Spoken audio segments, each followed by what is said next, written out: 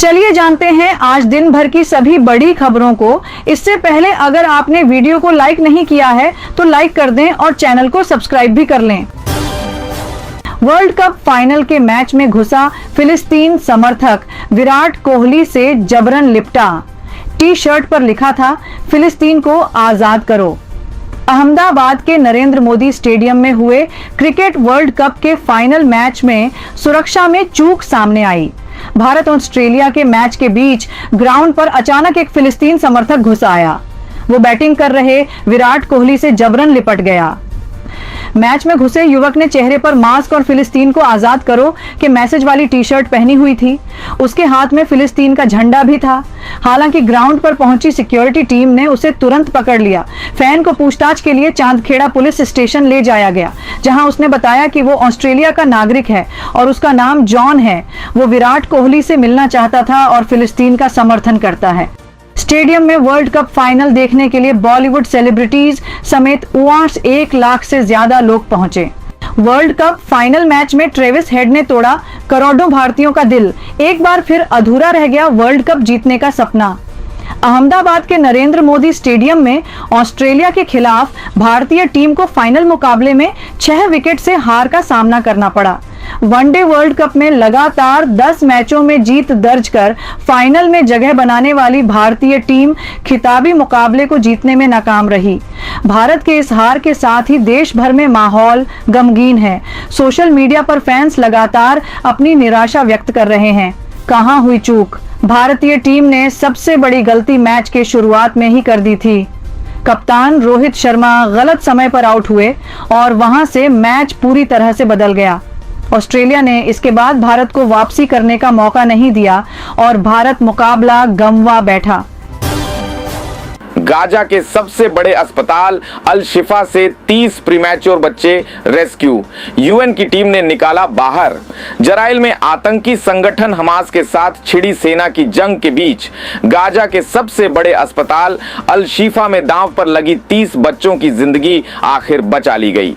रविवार को इसकी पुष्टि करने वाले गाजा की स्वास्थ्य मंत्रालय के एक बयान में बताया गया है कि यहां पहुंची संयुक्त राष्ट्र की एक टीम ने 30 समय से प्रीमैच्योर बच्चों को निकाल लिया है। उधर इसी के साथ अल कुद्स समेत कई प्रमुख अस्पतालों में भी स्वास्थ्य सेवाएं बाधित होने की खबरें हैं। बता दें कि पिछले 1.5 महीने से इजराइल के हालात कुछ ठीक नहीं हैं। 7 अक्टूबर को यहां के गाजा पट्टी में पड़ोसी देश फिलिस्तीन में सक्रिय आतंकवादी संगठन हमास ने सुबह सुबह सूरज की पहली किरण के साथ रॉकेट दागने शुरू कर दिए थे। इसके बाद इजराइल की सेना भी अटैकिंग मोड पर आ गई। इस जंग को लेकर एक और पूरी दुनिया 2 धड़ों में बटी हुई है। वहीं जमीनी लड़ाई में उत्तरी इजरायली सेना की तरफ से पिछले कई दिन से अस्पतालों को निशाना बनाने का क्रम जारी है। लोगों को दक्षिणी गाजा में जाने के लिए निर्देश देने के साथ ही गाजा के भीतर अपना आक्रमण जारी रखे हुए इजराइल रक्षा बल IDF ने यहां के सबसे बड़े अस्पताल अल शिफा समेत दूसरे स्वास्थ्य केंद्रों में सेवाएं बाधित कर रखी हैं। पहले बिजली और ऑक्सीजन सप्लाई काटी गई तो इसके बाद यहां बारूदी हमले भी सेना की तरफ से किए जा रहे हैं। कई दिन से अस्पतालों को निशाना बना रही इजरायली सेना।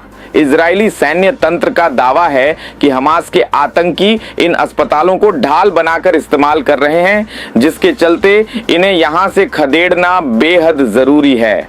इसी बीच बीते कुछ दिनों में बहुत से नवजात बच्चों और दूसरे मरीजों की जान जा चुकी है। वहीं अब भी यहां समय से पहले जन्म 30 से ज्यादा बच्चों की जिंदगी दांव पर लगी हुई थी। रविवार को खबर आई है कि यूनाइटेड नेशन की टीम ने यहां से 30 प्रीमैच्योर बेबीज को सुरक्षित निकाल लिया है। उधर रविवार को एक बयान में हमास नियंत्रित गाजा स्वास्थ्य मंत्रालय ने कहा है, गाजा में रास नकौरा स्कूल को जल्द ही आपातकालीन मामलों से निपटने के लिए एक फील्ड अस्पताल के रूप में मान्यता दी जाएगी। गाजा के अस्पतालों में नहीं रुक रहा मौत का तांडव। बिजली सप्लाई की कमी की वजह से 3 बच्चों समेत 24 लोगों ने तोड़ा दम। इजराइल और हमास के बीच बीते 40 दिनों से ऊपर घमासान युद्ध चल रहा है। इस दौरान इजरायली सेना बुरी तरह से गाजा पट्टी पर हवाई हमले कर रही है। इसकी वजह से गाजा पट्टी में स्थिति बेहद दयनीय है। वहां के हॉस्पिटलों में बुनियादी चीजों की कमी हो गई है, जिसके वजह से वहां भर्ती घायलों का इलाज नहीं हो पा रहा है। हाल के दिनों में इजरायली हवाई हमले का सबसे बुरा असर गाजा के अस्पतालों में देखने को मिल रहा है। यहां मरीज बुनियादी चीजों की अभाव में दम तोड़ते जा रहे हैं। गाजा का अल शिफा हॉस्पिटल नए युद्ध क्षेत्र के रूप में बनकर उभरा है। इजरायली सैनिक हमास को नष्ट करने के लिए गाजा में अंदर तक घुसकर मारने की कोशिश कर रहे हैं। इसी बीच फिलिस्तीन स्वास्थ्य मंत्रालय ने जानकारी दी कि गाजा के सबसे बड़े अस्पताल में ऑक्सीजन, ईंधन और अन्य बुनियादी आपूर्ति खत्म हो गई है, जिसके परिणाम स्वरूप 3 नवजात शिशुओं और 24 अन्य मरीजों की मौत हो गई है। इजरायली सेना का हॉस्पिटल को लेकर दावा। फिलिस्तीन स्वास्थ्य मंत्रालय के प्रवक्ता अशरफ अल-कुद्रा ने कहा, पिछले 48 घंटों में विभिन्न विभागों में 24 मरीजों की मौत हो गई है, क्योंकि बिजली कटौती के कारण महत्वपूर्ण मेडिकल मशीनों ने काम करना बंद कर दिया है। इसके अलावा इजरायली सैनिकों ने आज तीसरे दिन अस्पताल में तलाशी ली। उनका दावा है कि इसका इस्तेमाल हमास की ओर से कमांड सेंटर के रूप में किया जा रहा है। इजरायली रक्षा बलों IDF ने हमास की सुरंगों के वीडियो जारी किए हैं, जिनके बारे में उनका दावा है कि वे हॉस्पिटल परिसर में पाए गए थे। इसी संबंध में IDF ने अल शिफा में एक बंधक का शव मिलने का भी दावा किया है। हमास का खात्मा ही असली मकसद। 7 अक्टूबर को इजराइल में हुए हमले के बाद इजराइल ने गाजा पट्टी पर नियंत्रण करने वाले हमास समूह को नष्ट करने की कसम खाई थी, जिसमें उसके लड़ाकों ने 13 लोगों को मार डाला था और 240 लोगों को बंधक बना लिया। तब से इजराइल ने गाजा शहर के अधिकांश हिस्से पर बमबारी कर उसे मलबे में तब्दील कर दिया है। गाजा के पूरे उत्तरी आधे हिस्से को खत्म करने का आदेश दिया है और पट्टी के 23 लाख फिलिस्तीनियों में से लगभग 2/3 को बेघर कर दिया है। इसी बीच इजराइल रक्षा बलों के प्रवक्ता डेनियल हगारी ने कहा कि जहां भी हमास मौजूद है, वहां सेना आगे बढ़ेगी। उन्होंने कहा कि हम अपने ऑपरेशन को आगे बढ़ाने के लिए प्रतिबद्ध हैं। WHO बोला, अल शिफा अस्पताल अब डेथ जोन बंधकों को छुड़ाने के लिए जल्द हो सकती है डील। नेतन्याहू ने कहा, हमास जिंदा लाश जैसा। वर्ल्ड हेल्थ ऑर्गेनाइजेशन ने घोषणा की है कि गाजा का अल शिफा अस्पताल डेथ जोन बन चुका है। WHO ने अस्पताल को खाली करने की योजना की भी जानकारी दी। शनिवार को सैकड़ों लोगों ने अल शिफा अस्पताल खाली कर दिया। हालांकि WHO ने कहा कि अस्पताल में अब भी 25 स्टाफ, 271 मरीज और 32 नवजात मौजूद हैं। दूसरी तरफ वॉशिंगटन पोस्ट ने अपनी रिपोर्ट में दावा किया है कि इजराइल, अमेरिका और हमास के बीच बंधकों को आजाद करने के लिए जल्द ही डील होने वाली है। रिपोर्ट के मुताबिक कतर के जरिए हो रहे इस समझौते के तहत बंधकों को छोड़ने के बदले 5 दिन का सीज फायर हो सकता है। वहीं व्हाइट हाउस प्रवक्ता ने कहा कि फिलहाल कोई डील नहीं हुई है। इजरायली रक्षा मंत्री बोले, सिर्फ अपनी जान बचाना चाहता है। हमास PM नेतन्याहू ने कहा कि इजराइल पर जंग के बीच अंतर्राष्ट्रीय समुदाय की तरफ से लगातार दबाव बढ़ाया जा रहा है। उन्होंने कहा, गाजा और उसके बाहर मौजूद हमास के लोग हमारे लिए जिंदा लाश हैं। हमास चीफ इस्माइल हानिये का जिक्र करते हुए रक्षा मंत्री योव गैलेंट ने कहा, चाहे हमास लड़ाके के हाथ में राइफल हो या चाहे उसने सूट पहन रखा हो, हमारे लिए सब एक जैसे हैं। रक्षा मंत्री ने कहा, हम जमीनी ऑपरेशन के दूसरे स्टेज में हैं और सेना जल्द ही साउथ गाजा में भी हमास तक पहुंच जाएगी। हमास अपनी सुरंगों, बंकर और ठिकानों को खो रहा है। हम उनके कई सीनियर कमांडरों को मार गिरा चुके हैं। हमास सिर्फ लड़ाई की ही भाषा जानता है। उसका इकलौता मकसद अब अपनी जान बचाना है। हम अपने बंधकों को भी जल्द छुड़ा लेंगे। इजराइल में 30,000 लोगों ने ने नेतन्याहू का ऑफिस घेरा। इजराइल में तेल अवीव से शुरू हुई रैली शनिवार देर रात यरूशलेम पहुंची। इसमें लगभग 30,000 लोग शामिल हुए जिन्होंने नेतन्याहू के ऑफिस को घेर लिया। इन लोगों की मांग है कि सरकार जल्द से जल्द हमास की कैद से बंधकों को छुड़ाए। इजरायली मीडिया यरूशलेम पोस्ट को एक बंधक की मां ने कहा, हम 5 दिन से लगातार चल रहे हैं। उन्होंने आगे कहा, मेरे पैर दर्द कर रहे हैं, कंधे दर्द कर रहे हैं, पर उतना नहीं जितना मेरा दिल दुख रहा है। मुझे और चलना पड़ा तो मैं और चलूंगी, गाजा जाना पड़ा तो वहां भी जाऊंगी। बंधकों के परिवार वालों की मांग है कि सरकार उन्हें बताए कि वो लोगों को छुड़ाने के लिए क्या कर रही है। वहीं इजरायली सेना गाजा में घुसती जा रही है। टाइम्स ऑफ इजराइल के मुताबिक आईडीएफ गाजा पट्टी के जबालिया और जैतूम इलाके तक पहुंच चुकी है। सेना साउथ गाजा के लोगों को इलाकों को खाली कर अब पश्चिम में जाने को कह रही है। अरब देश इजराइल की बनाई मुसीबत से नहीं निपटेंगे। मिडिल ईस्ट के देश जॉर्डन ने कहा है कि जंग के बाद अरब देश गाजा में पीस कीपिंग मिशन के लिए अपने सैनिक नहीं भेजेंगे। जॉर्डन के विदेश मंत्री अयमान सफादी ने कहा कि गाजा में मुसीबत इजराइल ने पैदा की है, रोज लोग मारे जा रहे हैं। इजराइल ये उम्मीद न करे कि अरब देश इससे पैदा होने वाली समस्याओं से निपटने में उनकी मदद करेंगे। यूएन के स्कूल पर हमला, 50 की मौत। गाजा की हेल्थ मिनिस्ट्री ने दावा किया है इजरायली सेना ने एक उत्तरी गाजा में अल फखूरा नाम के एक स्कूल पर अटैक किया है। इसमें 50 लोगों की मौत हुई है। इजरायली सेना ने दक्षिणी गाजा में भी खान यूनिस इलाके पर स्ट्राइक की थी। इसमें दर्जनों लोग मारे गए थे। इससे पहले इजरायली सेना की कार्रवाई के बीच मरीजों और स्टाफ ने गाजा के अल शिफा अस्पताल को खाली करना शुरू कर दिया। कतरी मीडिया हाउस अल जजीरा के मुताबिक मरीज और स्टाफ पैदल ही सफेद झंडे लेकर उत्तरी गाजा छोड़कर निकल रहे हैं। इसी बीच एक फिलिस्तीनी महिला अबू शनाब ने अल जजीरा को बताया कि अस्पताल छोड़ रही महिलाओं की कपड़े उतरवाकर तलाशी ली जा रही है। शनाब के मुताबिक इजरायली सेना ने कई लोगों को बंधक भी बनाया है। उन्हें न तो पानी दिया जा रहा है और न ही खाना। वहीं अल शिफा के डॉक्टर ने दावा किया था कि इजरायली सेना ने अल शिफा अस्पताल खाली करने के लिए 1 घंटे का समय दिया है। आईडीएफ ने इन दावों को खारिज कर दिया है। अल अक्सा फ्लड के खिलाफ इजराइल का operation swords of iron. Hamas ने इजराइल के खिलाफ अपने ऑपरेशन को अल अक्सा फ्लड नाम दिया है। इसके जवाब में इजराइल की सेना ने हमास के खिलाफ स्वॉर्ड्स ऑफ आयरन ऑपरेशन शुरू किया। हमास के सैन्य कमांडर मोहम्मद दीफ ने कहा था, ये हमला यरूशलेम में अल अक्सा मस्जिद को इजराइल की तरफ से अपवित्र करने का बदला है। दरअसल इजरायली पुलिस ने अप्रैल 2023 में अल अक्सा मस्जिद में ग्रेनेड फेंके थे। वहीं हमास के प्रवक्ता गाजी हामद ने अल जजीरा से कहा था, ये कार्रवाई उन अरब देशों को हमारा जवाब है जो इजराइल के साथ करीबी बढ़ा रहे हैं। हाल ही के दिनों में मीडिया रिपोर्ट्स में दावा किया गया था कि अमेरिका की पहल पर सऊदी अरब इजराइल को देश के तौर पर मान्यता दे सकता है। इजराइल और फिलिस्तीन के बीच क्यों है विवाद? मिडिल ईस्ट के इस इलाके में यह संघर्ष कम से कम 100 साल से चला आ रहा है। यहाँ वेस्ट बैंक, गाजा पट्टी और गोलन हाइट्स जैसे इलाकों पर विवाद है। फिलिस्तीन इन इलाकों समेत पूर्वी यरूशलेम पर दावा जताता है।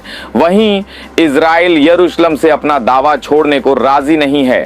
गाजा पट्टी इजराइल और मिस्र के बीच में है। यहाँ फिलहाल हमास का कब्जा है। ये इजराइल विरोधी समूह है। सितंबर 2005 में इजराइल ने गाजा पट्टी से अपनी सेना वापस बुला ली थी। 2007 में इजराइल ने इस इलाके पर कई प्रतिबंध लगा दिए। फिलिस्तीन का कहना है कि वेस्ट बैंक और गाजा पट्टी में स्वतंत्र फिलिस्तीन राष्ट्र की स्थापना हो।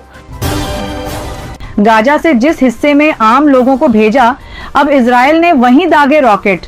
फिलिस्तीनी राष्ट्रपति ने बाइडेन से लगाई गुहार। गाजा पट्टी के दक्षिणी हिस्से में हवाई हमलों के दौरान उन दर्जनों फिलिस्तीनी नागरिकों की मौत हो गई है जो 2 स्कूलों में शरण हुए थे। इजराइल ने रविवार को दक्षिणी गाजा में हमास आतंकवादियों के खिलाफ अपने अभियान को और आक्रामक कर दिया है। इजराइल ने शनिवार को फिर से दक्षिणी गाजा के कुछ हिस्सों में रह रहे लोगों को वहां से तुरंत निकलने को कहा था। इजराइल उत्तरी हिस्से को अपने कब्जे में करने के बाद अब दक्षिण के तटीय क्षेत्र के पर भी हमले की तैयारी कर रहा है। अल शिफा अस्पताल पर इजराइल का फोकस। ग्राउंड ऑपरेशन के लिए इजराइल का मुख्य फोकस गाजा शहर में स्थित अल शिफा अस्पताल पर है। विश्व स्वास्थ्य संगठन WHO के नेतृत्व में एक टीम ने शनिवार को अल शिफा का दौरा किया और इसे गोलीबारी और डेथ जोन वाला क्षेत्र करार दिया। WHO ने कहा कि वह बचे हुए मरीजों और कर्मचारियों को तत्काल निकालने की योजना बना रहा है। फिलिस्तीनी शरणार्थियों के लिए संयुक्त राष्ट्र सहायता संगठन UNRWA के कमिश्नर जनरल फिलिप लाजारिनी ने सोशल मीडिया प्लेटफॉर्म X पर कहा कि इजराइल ने 2 एजेंसी स्कूलों पर बमबारी की है। उन्होंने कहा उनमें से एक में 4000 से अधिक नागरिकों को शरण दी गई थी, जिसमें बच्चों समेत दर्जनों लोगों के मारे जाने की सूचना है। दूसरी बार 24 घंटे से भी कम समय में स्कूलों को नहीं बख्शा गया। बस ये भयावहता रुकनी चाहिए। मरने वालों का आंकड़ा 12,000 के पार। गाजा में हमास अधिकारियों के एक प्रवक्ता ने कहा कि स्कूल में 200 लोग मारे गए या घायल हुए। वहीं इजराइल की सेना ने कोई बयान नहीं दिया है। 7 अक्टूबर को इजराइल में हुए हमले के बाद इजराइल ने हमास को खत्म करने की कसम खाई थी, जिसमें उसके लड़ाकों ने 200 लोगों की हत्या कर दी थी और 240 लोगों को बंधक बना लिया था। हमास शासित गाजा पट्टी में अधिकारियों ने बताया कि मरने वालों की संख्या बढ़ाकर 12,300 कर हो गई है, जिसमें 5,000 बच्चे भी शामिल हैं। फिलिस्तीनी राष्ट्रपति की बाइडेन से अपील। फिलिस्तीन के राष्ट्रपति महमूद अब्बास ने शनिवार को अमेरिकी राष्ट्रपति जो बाइडेन से गाजा में इजरायली ऑपरेशन को रोकने के लिए हस्तक्षेप करने की अपील की। फिलिस्तीन टीवी द्वारा प्रसारित एक संबोधन में अब्बास ने कहा, गाजा के 2 स्कूलों में सैकड़ों जबरन विस्थापित लोगों को मार दिया गया। आप और वैश्विक नेता हमारे लोगों के खिलाफ इस आक्रामकता और नरसंहार को रोकने की जिम्मेदारी लें। बाइडेन युद्ध विराम का विरोध कर रहे हैं। उन्होंने वॉशिंगटन पोस्ट के एक लेख में कहा कि फिलिस्तीनी प्राधिकरण को अंततः गाजा और वेस्ट बैंक दोनों पर शासन करना चाहिए। बाइडेन के प्रस्ताव के बारे में पूछे जाने पर इजरायली प्रधानमंत्री बेंजामिन नेतन्याहू ने तेल अवीव में मीडिया से बात करते हुए कहा कि फिलिस्तीनी प्राधिकरण अपने मौजूदा स्वरूप में गाजा की जिम्मेदारी उठाने में सक्षम नहीं है। युद्ध के बाद गाजा में इजरायल की क्या रणनीति रहेगी, नेतन्याहू ने इसका खुलासा नहीं किया है। अब दक्षिणी गाजा की तरफ बढ़ रही है इजरायली सेना ने इसी हफ्ते की शुरुआत में अल शिफा पर यह कहते हुए कब्जा कर लिया था कि इसमें भूमिगत हमास कमांड सेंटर था। दक्षिण में इजरायली हमले से 400,000 से अधिक की आबादी वाले खान यूनिस शहर के लोगों के साथ साथ उत्तर में गाजा शहर से आए हजारों फिलिस्तीनियों की जिंदगी एक बार फिर खतरे में आ गई है। इस संघर्ष के कारण गाजा की 23 लाख की आबादी का लगभग 2/3 हिस्सा पहले ही विस्थापित हो चुका है। एक वरिष्ठ इजरायली सूत्र ने कहा कि दक्षिणी गाजा में आगे बढ़ना उत्तर की तुलना में अधिक जटिल और घातक साबित हो सकता है। हालांकि हमास के आतंकवादियों ने खान यूनिस क्षेत्र में घुसपैठ कर ली है। स्वास्थ्य अधिकारियों बताया कि शनिवार तड़के खान यूनिस के एक व्यस्त आवासीय जिले में हवाई हमले में 26 फिलिस्तीनियों की मौत हो गई और 23 घायल हो गए। इयाद अल जैम नाम के एक शख्स ने रॉयटर्स को बताया कि खान यूनिस में हवाई हमले में उसने अपनी चाची, उनके बच्चों और उनके पोते पोतियों को खो दिया। मारे गए सभी लोग इजरायली सेना के आदेश पर उत्तरी गाजा से निकल गए थे। युद्ध अपराधों के लिए नेतन्याहू की कर देनी चाहिए गोली मारकर हत्या, बोले कांग्रेस सांसद राजमोहन उन्नीथन। कांग्रेस सांसद राजमोहन उन्नीथन ने इजरायल हमास युद्ध के इजरायल के प्रधानमंत्री बेंजामिन नेतन्याहू के बारे में ऐसी टिप्पणी की जिससे विवाद खड़ा हो गया। केरल के कासरगोड में फिलिस्तीन एकजुटता रैली में उन्होंने कहा कि इजरायली प्रधानमंत्री बेंजामिन नेतन्याहू एक युद्ध अपराधी हैं और उन्हें बिना मुकदमे के गोली मार दी जानी चाहिए। उन्होंने कहा, द्वितीय विश्व युद्ध के बाद नूर्नबर्ग परीक्षण नामक चीज का उपयोग युद्ध अपराधों में शामिल लोगों के लिए किया गया था। नूर्नबर्ग परीक्षणों में युद्ध अपराधियों को बिना किसी मुकदमे के गोली मार दी गई। अब समय आ गया है कि नूर्नबर्ग मॉडल का परीक्षण किया जाए। बेंजामिन नेतन्याहू दुनिया के सामने युद्ध अपराधी बनकर खड़े हैं। नेतन्याहू को बिना किसी मुकदमे के गोली मारकर हत्या करने का समय आ गया है, क्योंकि वह इस स्तर की क्रूरता कर रहे हैं। 23 नवंबर को कोझिकोड में होने वाली है रैली। उन्होंने ये भी कहा कि जिनेवा कन्वेंशन के सभी समझौतों को तोड़ने वालों को दंडित किया जाना चाहिए।